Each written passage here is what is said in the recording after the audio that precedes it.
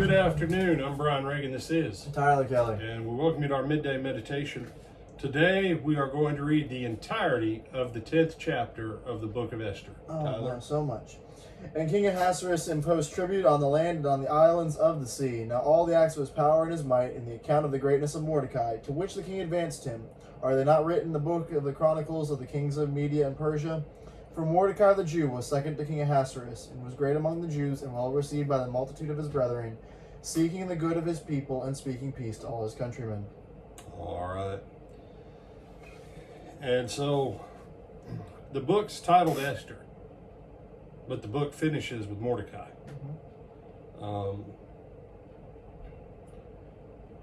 When you read everything that goes through this little book,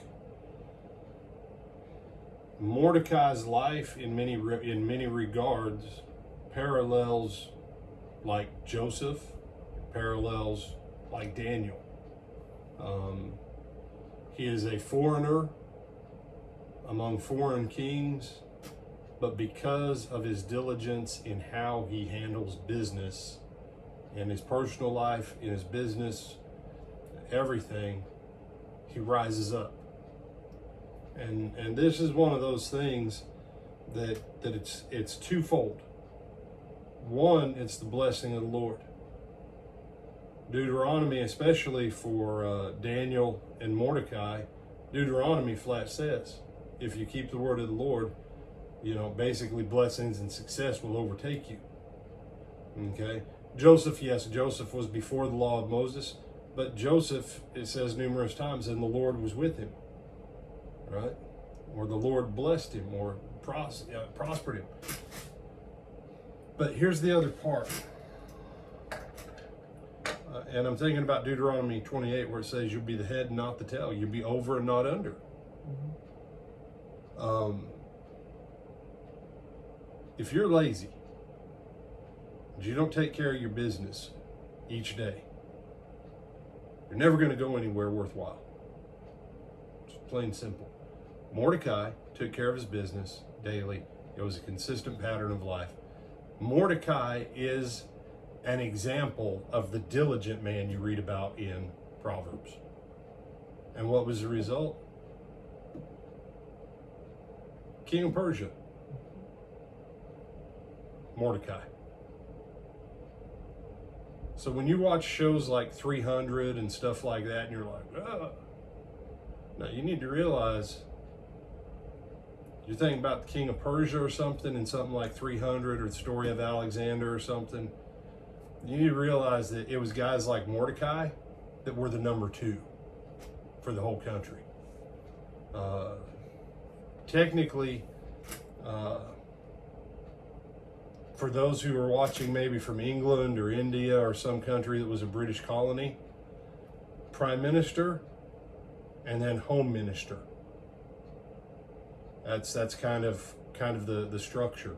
America technically, and please don't lie to me and say the vice president is the second most powerful. No. The second most powerful office, technically, as far as power goes in Washington, is the Secretary of State. President, Secretary of State. And that's how you have to look at Mordecai. Mordecai is the Secretary of State. And what does he do? He uses it to bless the king of Persia and his own people.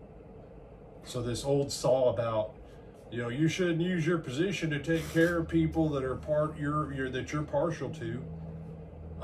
Here's what God's final word on that is. Yeah, you do. Because that's what Mordecai did.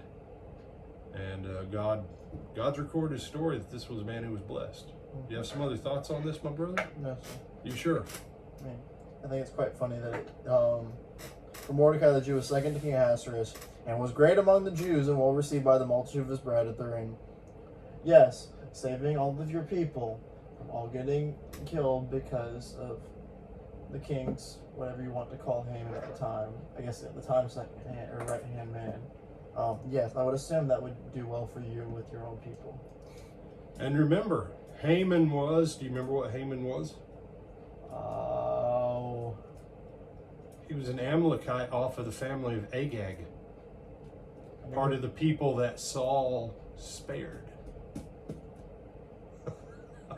I knew he wasn't Persian. I knew he wasn't a Jew. So I was like, it's one of the random people who's not supposed to be there because they're supposed to have all been killed off ages ago, but they weren't. They weren't. So with that, I'm Brian Reagan. This is Tyler Kelly. and we bid you good afternoon.